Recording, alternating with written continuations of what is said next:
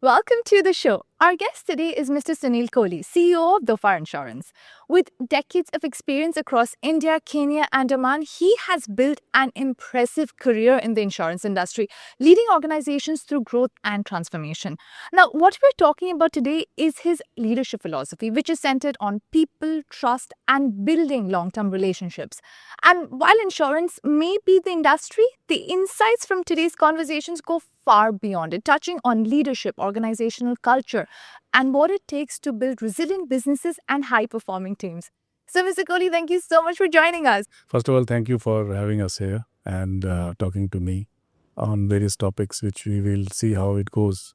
And then we will engage more and more to come out with. We'll get all the little. Yeah, whatever we can. So, tell me, you have been around, you've seen, you've worked in different places of the world. Which was the most interesting? Tell me how it started to this day. See, you cannot pinpoint only one because there are various stages of life which lead to where you are. So there is your formative years where I worked in a starting of my career in general insurance industry. So which helped me to learn the nuances of business, the trainings which I got on the job training from my seniors, which led to my success into the various organizations later on, because that was the foundation which was very critical, which I got from my initial part of my career in India. And I worked really hard there. Plus, I augmented my knowledge by studying the insurance certifications and clearing those exams and trying to learn those subjects. And then applying them into the day-to-day work. That is one part where your foundation is there. Then you get various roles which enhance your experience, where you can replicate the knowledge which you have, and then you can work and address the various issues and bring success to the organization. At the same time, you add value to yourself itself. Then beyond India, I worked in a place called Nairobi, which is capital of Kenya. That was very exciting experience for me. I really liked vibrancy of the culture, how to deal with different people, what kind of mindset they have, how you change yourself to be close to them and to be understandable to them. See, since you have gone to a new environment, the responsibility on you to mold yourself and adapt to the local sensibilities rather. And then you engage with them, talk in a way which is more adhering to their culture and the way they work. And then at the same time, you do things where you give value to them and mold them into the direction where you want to take the organization to. So that is the leadership which you do, where you build yourself into part of the team and morph into their kind of the work which they are doing. And then you steer them where the team has to believe that this is the right way to do the path which you want to take. So that was quite exciting for me. And you mentioned earlier off the record that you were the only one who was not from there, right? So how did that feel and how did you manage to fit in? Yeah, so that organization for the general insurance business, I was the general manager. And I was the only expatriate in that, and all other people were from the local Kenyan descent. So for me, I believe that it's not difficult. All human beings are the same. The thing is that how you deal with them, as long as you are transparent, you are fair, and they see that you know the subject, and what you are telling them, you are genuinely, you are aware of it, and you are not bluffing with them, then all things will fall into the place. Okay. So we've spoken about Kenya, we've spoken about India, we've got Oman. Any other place that you have worked or been a part of? See, in India, I worked in few multiple locations. I worked in Chandigarh, I worked in Delhi, I worked in Bombay. And every state is different. So all are different. So you can say it is also a different language itself. Like Chandigarh people are different, their language is different. Punjab, it's different. Haryana, it's different. Delhi, the people are talking differently. When I was working in Delhi, I was zonal head for the North Zone. So I was looking after Jammu and Kashmir, Punjab, Haryana, Himachal, Rajasthan, Uttar Pradesh.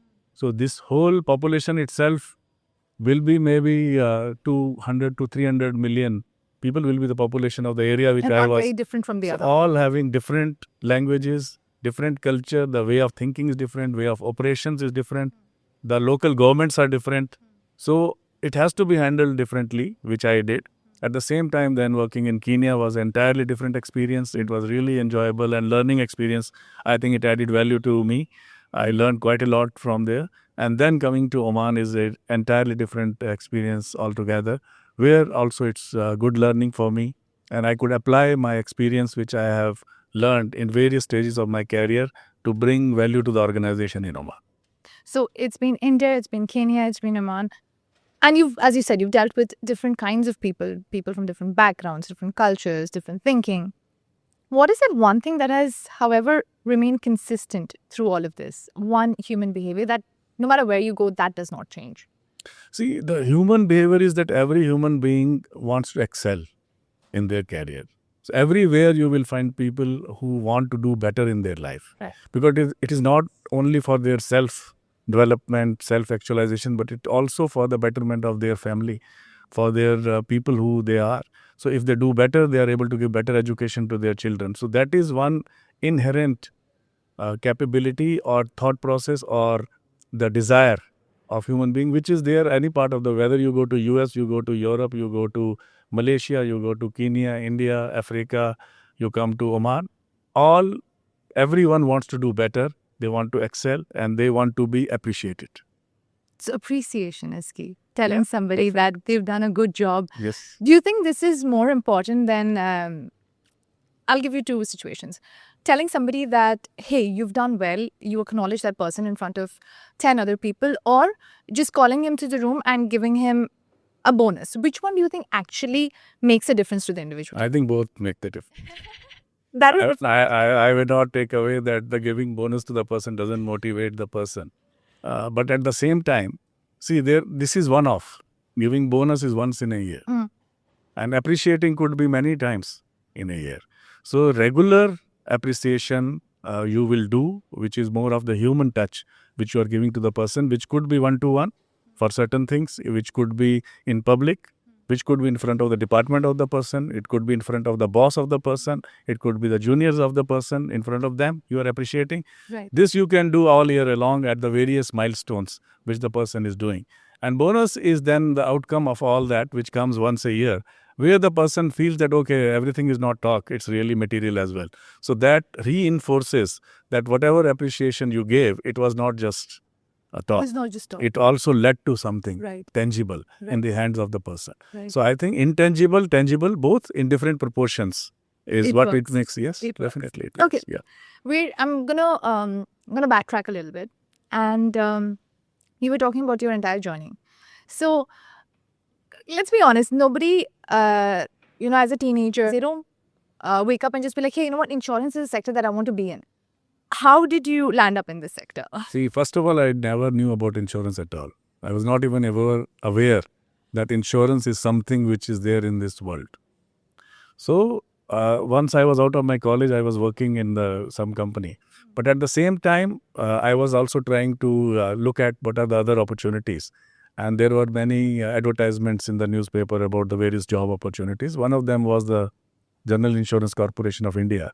So they had advertised for the officer's role, and 160 positions were there, and around 200,000 plus people applied for the job. It was written test, then it was a group discussion, then the interview with a panel of around 7 experts.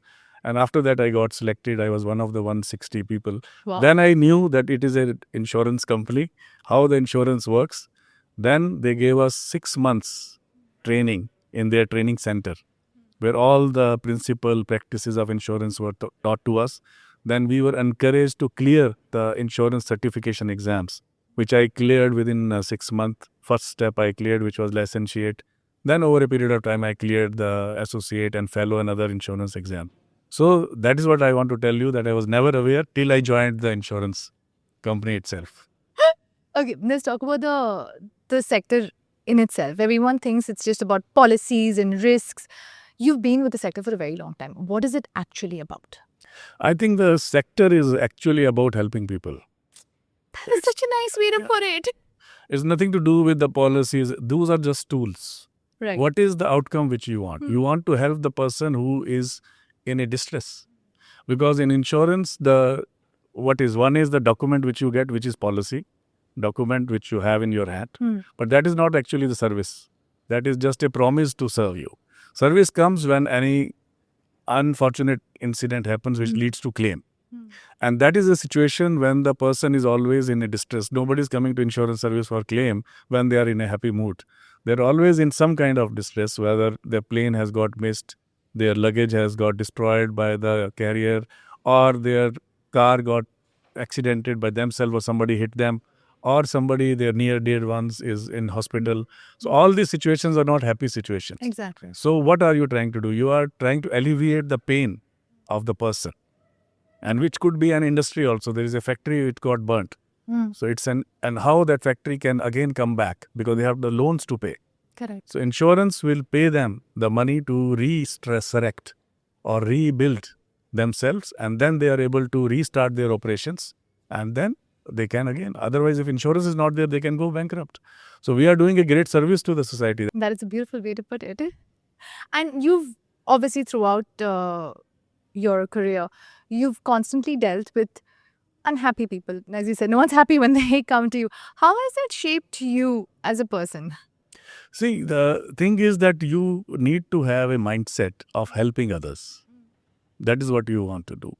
And if you are able to do that, see, there are, as you say, it's a legal document which you have to, and there are frameworks within which you have, there are guidelines, and organization also has their own policies and procedures. Within those boundaries, how best you can help the people to save them from the distress, that is what you want to do. What is your mindset actually? Is your mindset open to listen to others? Is it transparent to others? Is it helpful in nature, or is it bureaucratic? Is it so those are the questions you have to ask yourself, and then you see what best you have to do and where you want to be and how as a person you want to project yourself. And this is obviously something that you have learned over the course of the years. So if you were to define success, how would you define it? It's a difficult question, but success can mean many things to many people. See, some, as we discussed before, it can be material. To someone, they want to achieve certain financial goals. If they achieve that, that is the success. Some person, if they are getting appreciated in front of their team for certain project which they were doing and it was very successfully done, and everyone appreciates them, that is a success. Or for someone, if their children do very well, that is also a success. So it means different for different. I'm going to rephrase that question. What is the biggest lie about success that people don't talk about? See, the lie is that I did everything and I'm successful due to myself. That is the biggest lie, because nobody can succeed as a uni person. There are whole teams, there are a whole round of people, circumstances, and many other things which are involved. So I think if somebody says that I succeeded only due to my own hard work, that's purely wrong, because there could be the mother or father of that person would have helped them for doing that hard work. They could have assisted them. Their teacher could have helped them. Then the coach could have helped them. The boss could have given some input. So if you want to give the credit for your success to only yourself, then I think it's a lie. You have to look in the mirror and then see who are the others who helped you achieve it. It's always it takes an entire village. Yeah, as they say. Yes. As they say. So yourself have spoken about delegating responsibilities, empowering your team. Now, in a lot of situations, it so happens that yes, we speak about it. It looks like the team is empowered and everyone is tasked with what they're supposed to do, and everyone's very efficient.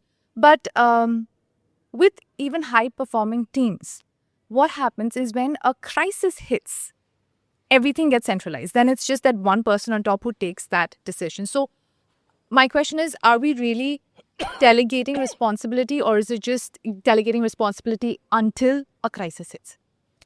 I think it's how you train your team and empower them over the period that defines what will happen at the time of crisis. If the team has been empowered well, they have been trained well, and they know their job well, then at the time of crisis, you do not have to centralize. You may only have to centralize for the sake of reporting purposes, because somebody has to channelize, because in one crisis, it could not be that only one team is involved. There could be multiple teams that could be involved to sort out those problems. And there need to be a unification force to bring all of them together and come to some particular converging point to achieve the end. So there you need to coordinate But all teams, if they are empowered well, they will do their job effectively. I think there's no need to do micro work for them and doing their work for them. So if you have guided them, empowered them, trained them well, they will do their work. Only thing required will be the reporting, the guidance and periodic review. That obviously cannot be taken away. That happens at any levels. Right. Fair enough. Again, this might be slightly personal, but I'm still going to ask it. We can always take it out later. What is the loneliest part of being a leader? See, loneliest part of being the leader will be when you are introspecting or you are thinking about certain plan. You are so many people have made their different presentations to you, and it's the only one path which can be chosen. So at that time, you listen to everybody, and then you are the person who has to decide out of 3, 4, 5 paths which one is going to take.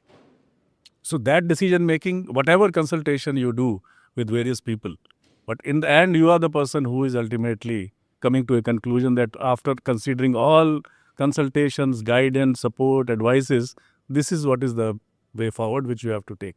So at that time, you are the only person who solely are responsible, and you have to take the responsibility of your actions. Accountability for Yes, everything accountability that you do also and is say. there. Yes, yes. So, everyone is a great leader when things are stable. What happens when the pressure rises? Who is the person that you become? See, I like the time when there is excitement. And pressure is the time when excitement is there. So if things are going very stable, they are normal, business as usual, it's fine. But it's not really forcing you to innovate. But if the pressure comes, then you have to think more, you have to think different solutions. And it's not run of the mill. So then you need to work hard on your thought process, and you have to involve people, you have to discuss. And that kind of excitement I enjoy quite a bit. And it leads to finding new solutions, getting some new ideas. Sometimes there is a simple idea which is in front of you, which you are ignoring. That could be the best solution.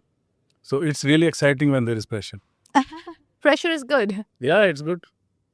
Okay, so we've spoken about this off record, and this is something that I wanted to speak to you about. Now, the public often assumes that confidence comes with seniority. You've reached there, you're expected to know everything. But has there ever been a time in your journey where everybody else just seemed to agree with you, but you were not quite so sure yourself? I think confidence cannot be given to you by seniority. Even you can find a small child who is very confident. So that's not. It's what inherently knowledge you possess and the subject you know. And whatever you are trying to do, are you really clear about it? So these thought processes give you the confidence. So if you do not know the things, then your confidence will get down. So you have to first equip yourself technically to know the subject. Even managerially, your capabilities should be there. And if all of the things you possess, then confidence automatically will come to you if you know what you are going to do. And what I have felt that if you are sure about yourself, you don't have any second thoughts. So you're very clear you want to do and you go ahead with it. So I think that's what you have to do. And what I have seen, whenever there is some opportunity, I always try to take it. Rather than thinking in the hindsight that if I had tried this, it would have worked. So I say, why not? Let us try and see whether it works. So I would rather do the things and then see the consequences rather than not do the things and then wonder about it. So that is how I take things forward. So what is this one quality, if I were to point out, that you wish you saw more in leaders that you don't really see very often anymore?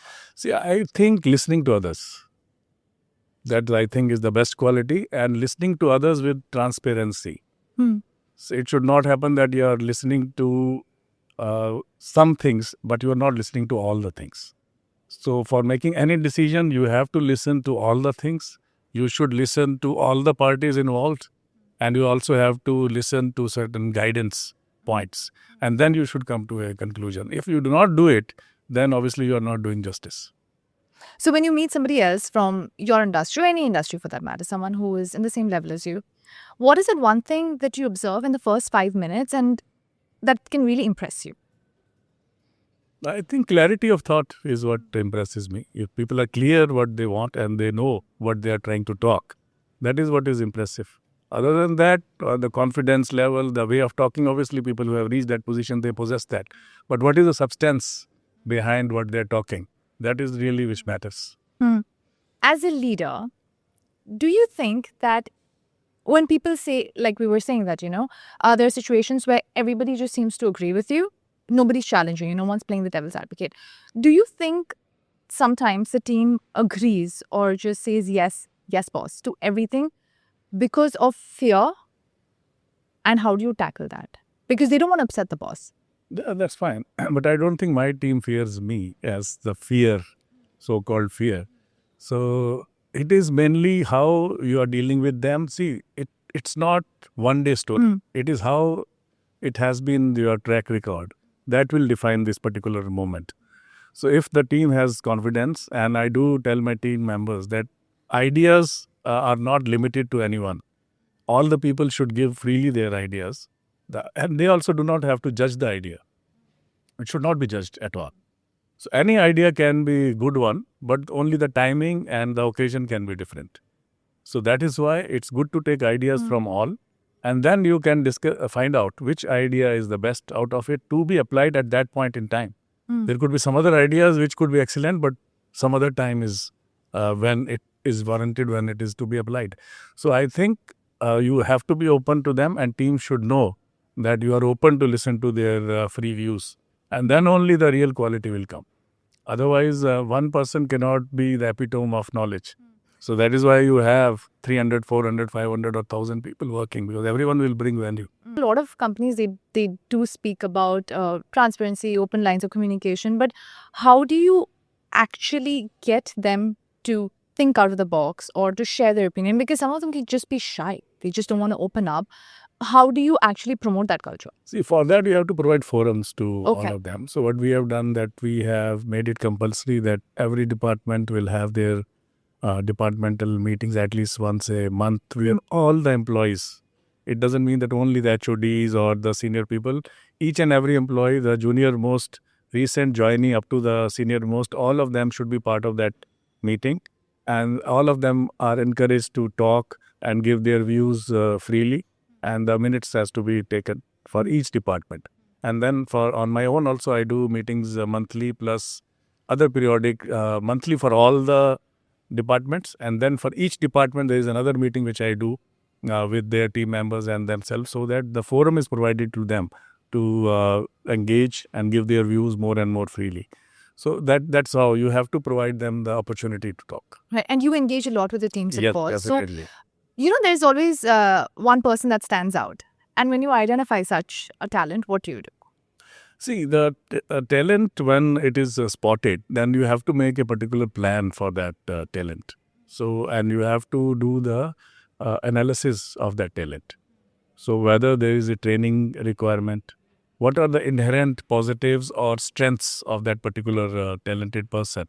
And once you know that, and then where that strengths can be utilized in the organization today, and what are the other hidden strengths the person has which have to be developed over a period of time. So for those to be developed, you have to provide them development plan where various trainings, engagements on the job rotations should be done to see where the person gives the best, because everyone may not be great in everything, but they will be great in something. So that something has to be found. So that can be found by training, that can be found by giving them job rotation, and then hand-holding them for various other aspects so that they can realize their potential. So it is a process which has to be followed. Right. And how does this one person stand out for you? What is it that you notice? I think the most important thing is attitude. Right. I think knowledge, what they know, what they do, all those things can be modified. Right. But if the right attitude is not there, then even the person with the highest knowledge is not really adding value to the organization, because at some point that person will falter due to the attitudinal issues. So if somebody has the right attitude, they are open, they are willing to work hard, and they are transparent, then any training can be provided, they can be trained, they can be handheld. So they can lead to much more success, and if they believe in teamwork. So those kind of certain traits are very important. So even the top-notch professional will be a failure if he doesn't have the teamwork attitude and the right attitude which is needed. So a person with less knowledge is still acceptable with the right attitude, and person with excellent knowledge with not the right attitude is not acceptable. It will not work in any organization. It will be short-lived. Agree. So I'm going to flip the question a little bit over here. We've spoken about what you see in people. What do you think your team admires the most about you? Is it empathy? Is it your communication skills? What is it?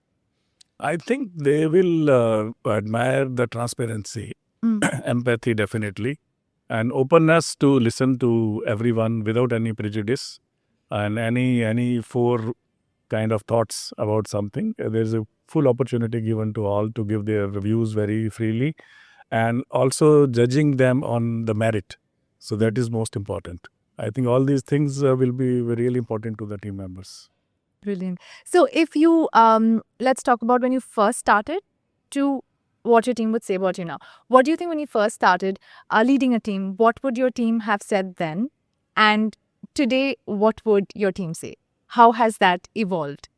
Definitely, when I started, the team size would have been smaller. I would have been dealing with 3 or 4 team members. And there also, I provided them the right attitude. I still remember there were certain occasions where some people said that this particular team member is not really performing and there's no point dealing with such person. But I said, okay, let me try. And after 1 year, that person was the best achiever of the whole department. What did you do? That was simply giving them the right opportunity, transparency without prejudice, and not having any preconceived notions about anyone. Listen to them very what they know, understand what talent they possess, and give them the platform. That is what is required. And if you do that, anybody will perform well. So that is the same process I have carried out, and I have not changed myself much over a period in my thought process. Have you ever had to tell somebody that this and this is probably not the right industry for you? I think yes, I have done it because that is also doing justice to the person. It could be the right industry, it could be the right department, it could be the right role, it could be many things. And it's good to give heads up to the person faster rather than after a few years. So it's better to be upfront and tell the person what really is important for them. Because the person, if he is or he or she is good in swimming, why should I ask them to go for table tennis? So I should guide them that, okay, this is you are best in, better put your focus here and do the trainings accordingly. Same applies on any other part of the society. So when you have these conversations, is it emotion-led or logic-led? It has to be logical. See, emotion will be at the back of your mind or the back of the mind of the person you are engaging in. But you have to talk on logic. So if you are logical, you are very, very clear, you are succinct, you are giving them the points which really are leading to where you are taking them. That's what it is. Emotion part will be there, but we have to handle the emotion. Coming back to your team at Dhofar Insurance again. What is the one thing that you feel that you have been able to lead them through and that you're actually proud of? See, I think what I can say, there are many things. But the team when I joined and team today, they are great transformed with much more confident, very much proud of their achievements. Dhofar Insurance has come from a company which was doing less than 40 million top line revenue to today. Last year we completed more than 100 million, which is we are the largest company in Oman today. In 5 years' time, we have achieved this, which leads to a great confidence into each and every member of the company, where they really feel proud that they are part of the success story of an organization and doing well in all fronts, being very successful. So they are also then applauded out of office also. When somebody goes and meets them from other people from the industry and they know this person works in Dhofar, they also look up to this person because it is coming from a successful organization. Of course. Which is a great positive for all the employees. So again, insurance, nobody wants to get insurance. They have to get insurance. We've spoken about this. So how did you change that image from insurance being something that you reluctantly buy to something that actually adds value to your life? See, that depends upon how you are engaging with your potential customers or the corporates and giving them the various solutions which may not be in front of them. So, for example, there is a product called endowment product, which is in the life insurance. And that product is something which is a savings link product. So that you have to guide the people and tell them this kind of product is available where not only your life is secured, but at the same time you are also doing saving. And at various milestones in your life, like children's education, your retirement or something else, this savings can give you that money at those milestones. But this you have to engage with them and see them the value which is being brought by these various products. So it is a matter of, you can say, how you are disseminating your information across and trying the people to look at insurance also as a solution provider rather than just tick in the box. Outside of all this, outside work, outside everything that you've done for the company, how do you yourself stay grounded? See, it is only when you do not believe that I am the person who is doing everything, immediately you are grounded because you are appreciating that 400, 500 people who are supporting you to achieve, and you are just one of them. See, it's not that you are something, it is a particular role which is assigned to you. And you are sitting in that chair for whatever period of time you are there, and you are channelizing all the resources at your disposal to achieve certain end for the organization, and you are helping your team achieve it. So your role is a facilitator, helper of others. It's not that you are some kind of epitome of some greatness or something like that. It's particular job which you are doing at hand.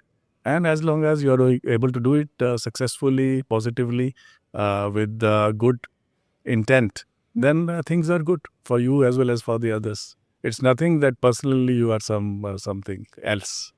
You are just part of the team. You are just one of the jobs like any other. If somebody were to watch this interview 20 years from now, what is one thing that you wish that they would learn from whatever you've told us? I think what they should learn is that there is no, you can say, second guess to hard work. So one has to really be sincere in whatever they are trying to do. And sincerity also has to be backed by the knowledge about that particular subject, what you are trying to achieve. And then you should be willing to put all your efforts and dedication to achieve what you are trying to achieve, the objectives. Number one. Number two, I would like to emphasize on the planning part. Any project, if you want to do, lot of effort must be done at the time of planning. Because if you want to rush into something without proper planning, then the end result will not be, and you will spend more time in finding various fixes to the many problems which will be coming. So put lot of time on the planning side, then your execution will be very, very successful. So that's what I want to say, that focus should be clear, your intent should be clear, your knowledge base should be there, and then your hard work and dedication will lead to the success. If you had to give one line to inspire someone who's just starting out in his career or her career, what would you tell them? So I will say that you focus on the process and the job which you are doing, and result automatically will follow. Brilliant. That's a nice line to go by. Perfect. Thank you so much, Mr. Kohli. It was such a pleasure speaking to you. Thank you. I think we've all learned something today. There are some quotes that I remember very clearly, but thank you so much for joining us, and we will surely see you again. Yeah. Thank you for having Thank me. you. All the best to you also. Thank you so much. Very much. Thanks. Thank you.